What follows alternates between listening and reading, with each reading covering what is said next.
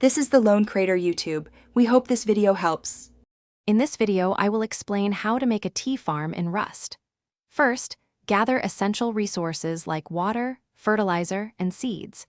You'll need a secure location, ideally near a water source, to begin planting.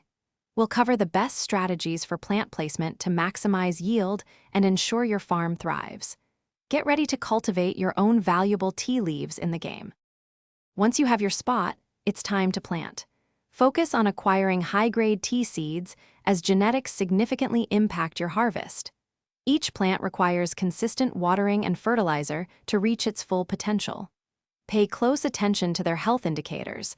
A well-maintained plant grows faster and produces more. Proper care is key to a bountiful tea harvest. Protecting your tea farm is crucial in Rust. Start by building robust walls and gates around your planting area. Consider adding automated defenses such as shotgun traps or auto turrets to deter intruders. Regularly patrol your farm's perimeter and check for any weak points that raiders might exploit. A well-defended farm ensures your hard work isn't lost. When your tea plants are fully grown, it's time to harvest those valuable leaves. Collect them efficiently to maximize your yield.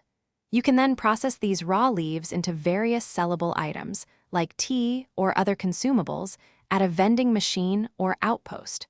Remember to check the description for a link to some great deals, including those amazing darn tough socks. Happy farming and trading! Thanks for watching.